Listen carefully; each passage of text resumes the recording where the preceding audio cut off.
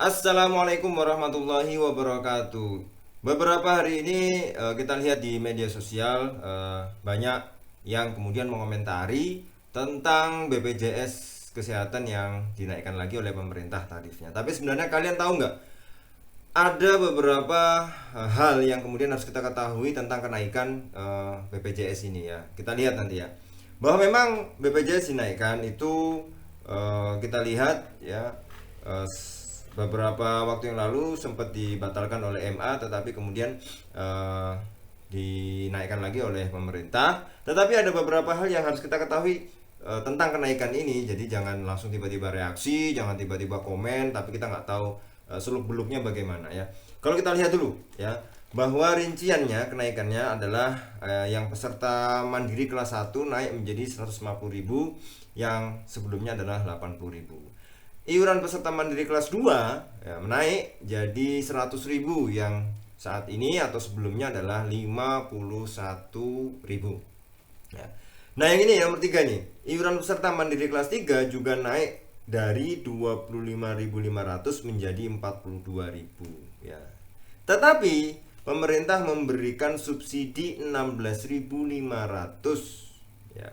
Jadi ya, yang dibayarkan tetap 25.500. Jadi memang naik untuk kelas 1 dan kelas 2, tapi untuk kelas 3 itu naik tapi ada subsidinya 16.500. Nah, kita lihat bagaimana sih sebenarnya konsep naiknya ini yang dilakukan oleh pemerintah. Nah, kemudian kita lihat dari berita online yang lainnya dengan judul yang hampir sama tapi membahas dari sisi yang lain.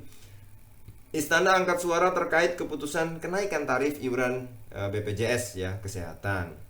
Ya, di sini ada dari kantor staf presiden, Abednego Tarigan mengatakan alasan pemerintah menaikkan kembali iuran BPJS karena kondisi negara yang dalam kesulitan ya. Kalau kita lihat dalam potret negara, kata beliau, juga kita lihat bahwa negara dalam situasi yang sulit. Artinya penerimaan negara juga menurun drastis. Jadi justru semangat solidaritas kita di dalam situasi ini. Jadi kemudian ayo kita saling membantu, apa namanya, yang dinamakan solidaritas itu dalam konsep BPJS ini yang naik ini. Nah, kita lihat ini sebenarnya sudah diklarifikasi oleh pemerintah bahwa pemerintah sendiri mempertimbangkan banyak hal terkait iuran BPJS Kesehatan ya.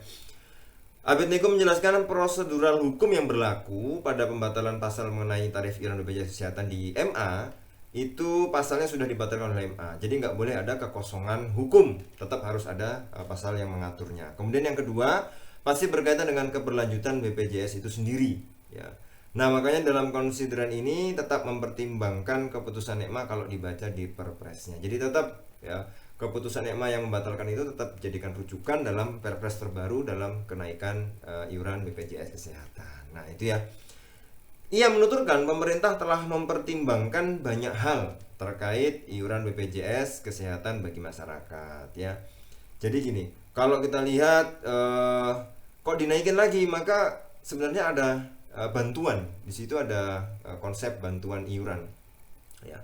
Pemerintah sudah memperhitungkan terkait dengan ability to pay ya dalam melakukan pembayaran. Jadi kemampuan untuk membayar iuran BPJS itu tetap dipertimbangkan. Jadi kita harus melihat berita ini secara apa ya? Kita lihat berita ini secara ya menyeluruh lah. Memang sekilas naik, tetapi naiknya itu bagaimana? Maka ya kita harus lihat secara jernih ya. Sebagai informasi ya, kalau kemudian kita lihat bahwa ada perpres terbaru yang menaikkan iuran BPJS, dan ini mengakomodir sejumlah pasal yang sempat dianulir oleh Mahkamah Agung pada perpres sebelumnya. Nah, kalau kita lihat, meskipun kenaikan akan mulai terjadi pada awal Juli, nah ini yang harus diperhatikan. Memang naiknya awal Juli. Pemerintah akan menanggung beban peningkatan pungutan tersebut hingga periode Desember 2020 melalui skema subsidi. Jadi teman-teman semuanya, para pemirsa, jangan kemudian cepat berkomentar dulu. Kita lihat bagaimana sih sebenarnya kenaikan iuran BPJS ini. Ya, memang naiknya Juli, tetapi nanti dibantu oleh pemerintah dalam bentuk subsidi tanda kutip itu sampai Desember 2020 ya. Dengan demikian kenaikan iuran peserta akan mulai berlangsung per 1 Januari 2021 ya. Nah, jadi memang naik tetapi sebagian akan disubsidi ya. Baru nanti naik normal sesuai yang perpres terbaru ini pada Januari atau 1 Januari 2020. Nah, sekarang masih menanggung beban atau selisihnya itu ya ditanggung dalam bentuk subsidi oleh pemerintah sampai Desember 2020. Nah, ini kemudian yang membuat ya kalau kita melihat secara utuh maka saya sendiri ingin mengumpulkan sebenarnya informasi-informasi. Jangan kemudian kita membaca satu informasi yang belum valid, ternyata ada informasi lain yang itu tertutup gitu loh. Karena mungkin itu klarifikasi sifatnya dan lain sebagainya tertutup gitu. Sehingga kalau kita padankan, kita temukan bahwa oh ya memang naik untuk kelas 1 dan kelas 2. Kelas 3 masih ada subsidi ya sehingga tidak naik. Nah, berlakunya mulai Juli oke. Nah, Juli ini tetapi masih disubsidi sampai Desember 2020. Nah, per 1 Januari 2021 baru mulai normal naik lagi. Dalam rangka masih ada tenggang waktu masyarakat untuk bersiap-siap istilahnya dan lain sebagainya.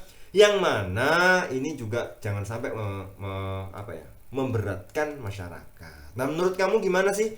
Para pemirsa sekarang mungkin ada komentar pengennya naik atau tidak ya. Kalau memang ditanya ya pengennya nggak naik, bahkan gratis bisa jadi. Tapi disinilah kemudian ada konsep bagaimana diatur sedemikian rupa sehingga ya kalau menurut kalian ya memang bagaimana. Nah, tulis di kolom komentar tentang kenaikan BPJS ini. Beberapa hal yang memang harus kita tahu ya. Ternyata kalau kita baca berita secara lengkap, kemudian oh ternyata kita tidak buru-buru untuk komentar, bahkan mungkin menjelek-jelekkan dan lain sebagainya. Kita harus ya objektif lah, objektif bagaimana sih yang ingin dimaui oleh pemerintah dalam menyelenggarakan sistem jaminan kesehatan secara nasional pada masyarakat ini. Ya itu ya.